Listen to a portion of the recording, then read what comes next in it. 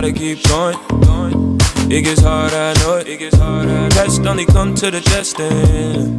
Yeah, it's hard to beat you. What's up, guys, and welcome to the 4th episode of the Iconic series.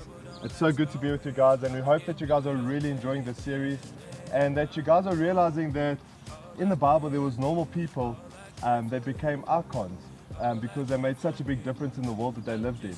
And I just hope that you guys are realizing that the same difference those people made, you can make as well in the world that you live today. So obviously we've been going on this journey of listening and researching and really getting into who the iconic people were of the Bible, and there's hundreds of people. But today I want to talk to you guys about a specific guy that had like 2 different total lives.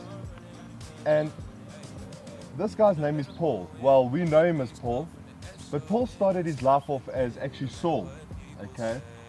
And what happened was, the reason why he was Saul was Saul lived his life literally going from door to door in Jerusalem and finding people that were Christians.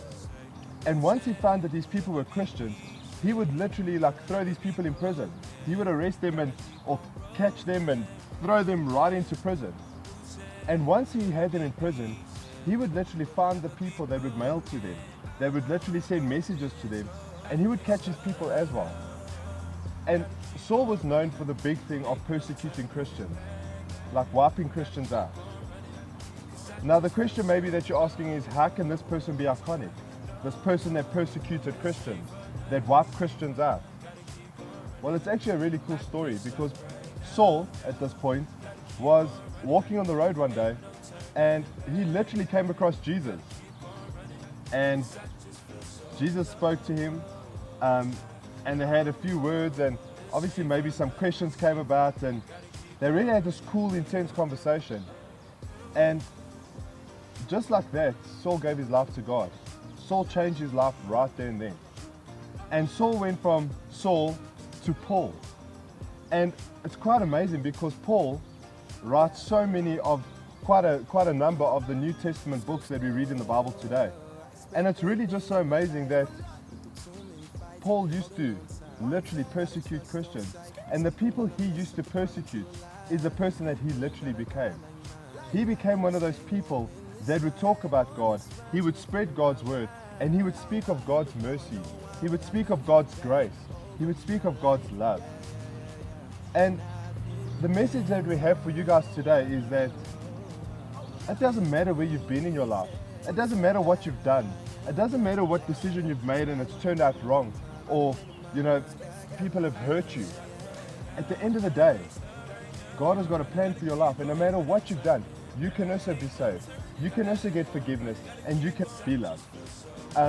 Mercy is quite an amazing word, and I always explain it like this: is you in school, and your teacher has got literally authority over you within your school environment, and you do something wrong. Your teacher has the authority to get you out of that class or to get you expelled or whatever the case may be. But your teacher shows you mercy by giving you another chance, by letting you say, hey, you know what? Like, here's another chance, here's another go at it.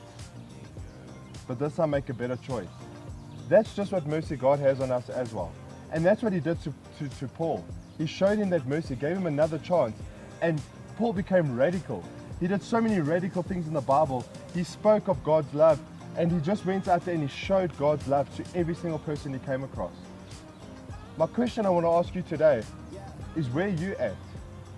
What is the things that you've done wrong that you think God can't forgive you of, or that you can't get back on? What is the thing that you've done in your life that you think like, there's no chance that God would love me? Because let me tell you, there's nothing but nothing that God won't forgive. There's nothing that you've done in your life that God will be like, sorry, the kingdom of heaven is not yours. Because you know what? If God could take someone that persecuted his people and gave him life, God can give you life as well.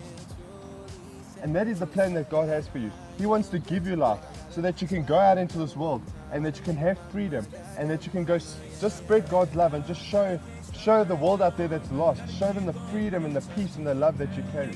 And this is exactly why Paul is iconic. Because he went from Saul, the persecutor, to Paul, the evangelist, the person who fought for God, the person who just revealed God to everyone. That's who you can be. The question is, are you going to do it? Are you going to receive that mercy? Are you going to receive that grace that God is giving to you that we do not deserve? But God gives it to you anyway because He loves you with His whole entire heart. There's no end of the line for God's love. God's love is like a ship in the middle of the ocean. You're that tiny little ship, but that ocean is just unending, and that is God's love.